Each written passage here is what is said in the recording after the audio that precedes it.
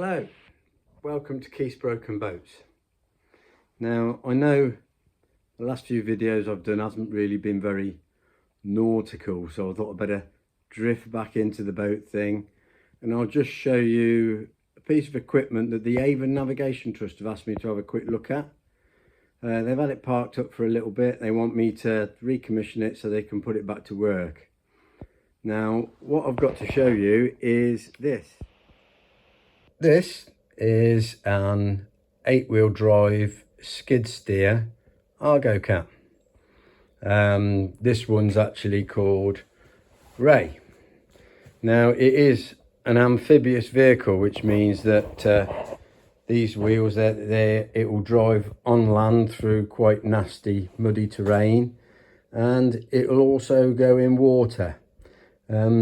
I know it's called Ray, but if you've ever seen one of these in water, I'd have been more tempted to call it Bob.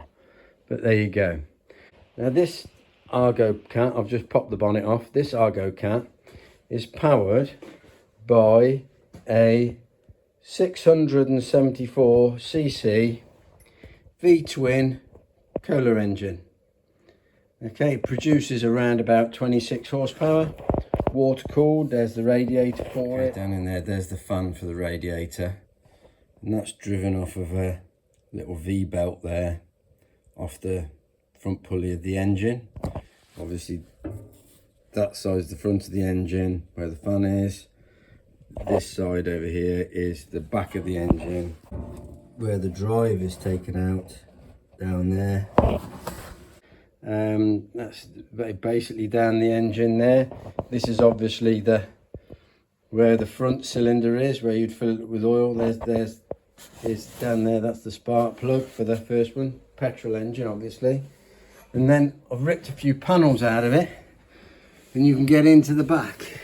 And up in the back there's an inline fuel filter, access to the back cylinder there, and down in the back there, sort of just behind the gearbox drive pulley, is the oil filter. Again, I would have serviced it if the oil had been black and manky, but that oil filter is nice and clean as well, so it's definitely been serviced, so I'm not going to waste the trust money by servicing it again when there's no need. It drives through centrifugal clutch. That's the centrifugal clutch, drives that belt. As the engine revs up, those two discs come together, which squeeze the drive belt, which makes obviously turns this pulley here, which is on the gearbox. That pulley in the front is on the engine, and obviously the faster you go, the tighter it squeezes the belt, which makes the tighter the pulley squeezes the belt, which makes the belt ride up to the outside of the pulley, which in theory is like changing up gears in a car. It changes the ratio. The further out the belt moves, the higher the ratio is. Okay, it's got this simple gearbox here, which is just basically forwards, neutral, reverse. Slips it sideways there to select whichever you want. And also up from the forward and reverse selector on the side of the gear, on the back of the gearbox there. On the dashboard you also have a high-low select, which operates that little lever on the back of the transmission to select high and low. Okay, back up in here you can see the master cylinders there for the steering. As you turn the handlebars, that operates the plungers on the cylinders, and then just a simple twist throttle to make it go faster. Okay, these brake calipers on the top here, this is a steering brake. That's a steering brake. What it does is it brakes on this disc here, which stops this side from spinning, which slows this side down, which would then bring the machine around to the left. There's the one on the other side for the other side drivetrain.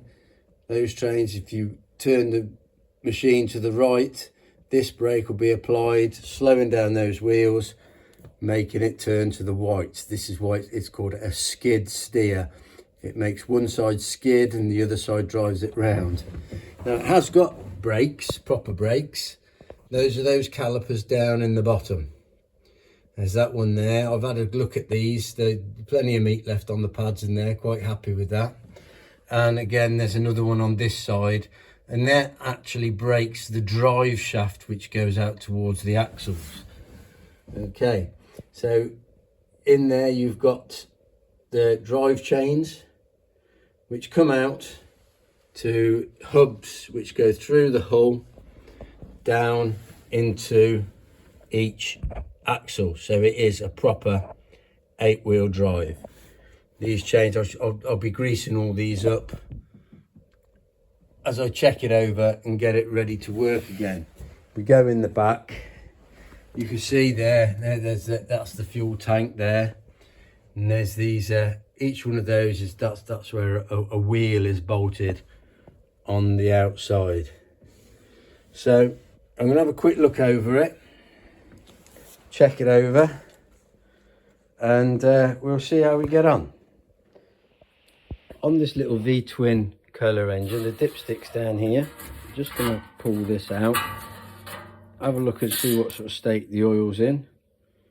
And to be honest with you, that looks pretty clean. I've got a suspicion that this was probably serviced not long before it was parked up, or serviced and parked up. So I'm not going to change the oil on that. I can't see the point. The air cleaner is basically pop that and that clip there, slide that off. Yeah, look at that. That is a brand new air cleaner. So I would envisage this thing has been serviced and then parked up. So I'll put the air cleaner back on. If you look on there, you've got a thing there that says up. Unfortunately, if you have that up, that sits straight on top of the oil filler, so you just have to sort of rotate it to there. And what that does is any large dust that sits in the air cleaner will actually fall out of this hole here. So, but like I say, that air cleaner's pretty clean. You just get that back on there. There's the battery. That's sort of underneath the seat in that little compartment there. There's the seat. You fold that up, then you get to the battery. Gearbox oil level is checked in that sight glass. Again, the gearbox oil level, the gearbox oil in there looks really clean. So yeah, it's just a case of clean it up and get some fresh petrol in it and see how it goes.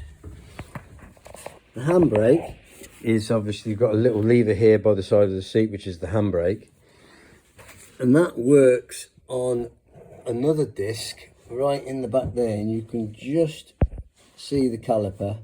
And if I pull the handbrake on, you can see that, and that's the handbrake there working, and that works like on a disc in the back there of the transmission, and that's how the handbrake works. All good so far. Radiator, obviously, radiator cap there. This also has a little expansion bottle. Put that back on. A little expansion bottle there with coolant at the right level as well. Now, these drive chains, they're reasonably long chains because they obviously go from in between each axle. That's one hub there. And then you go along, that's the next of that. And they've got these spring-loaded tensioners in there, and as they operate, they lift up and down, and that's to take the slack out the chains. And these are all working really. These are all working really nice and free. Nice and free. They're all there. That's really good. That's really good. Right, I'm going to figure out how to drain this fuel tank. Right, now deep in here, right in the bow of the machine, there is a grease nipple, and that grease nipple is for the front hub inner bearing. So I've got to get a bit of grease in that. It's quite an awkward one to get to because it's, like I say, it's right down in the front of the bow. And there is also a grease nipple on that disc there, which is the brake disc. If you see that little thing next to the grease nipple, that's a magnet which goes past that proximity sensor, which is like obviously your speedo drive connection, and just there is the handbrake cable. Okay, and in there you can see in the middle of that brake disc there, you see the other grease nipple on the other side. I'm going to get in and grease that one now. Okay, I've got all the wheels off this side now, and just going to have a quick check of the hubs, make sure there's no sort of debris getting around these shafts. If you look, there's a grease nipple on the top there, and what that does is that allows you to grease the bearings inside here from outside. There is a hole in the hub there which lines up with a hole in the wheel, which means you don't have to take the wheels off to grease this. You can just get a grease gun with a long flexible end and get in the back there through this hole to grease it. I think it'd be a bit awkward, but it'll work. Again, that's the rear hub. Then we've come here into the middle hubs. Just again, make sure there's no like fishing wine or anything on here which can get into here and cause problems. So that's the reason taking the wheels off. Also sort of give them a rock around, make sure there's no sort of play in that bearing. And again, there's a grease nipple on the top there to allow you to grease the bearings in that unit there. Again, that's the second axle in, and again there's the front axle. So I'll get all these greased up, whack the wheels back on, and do exactly the same on the other side. Okay, when you put your wheels back on, it's important to make sure that that hole lines up with the hole in the hub, because that's the one where you grease. That's how you grease the hub without actually taking the wheels off. But I want to take the wheels off, make sure there's nothing around the axle, so that's why I've done it. Well, I've got this side in the air and I can turn all the wheels. That means I can turn all the chains. And what I've got is some of this chain lubricant, and it's got anti-fling in it, PTFE graphite. So I'm going to lubricate all these chains with that chain lube, and it's just a case of shake the can,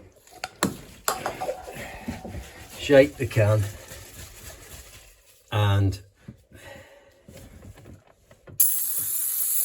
spray it down the chain like that.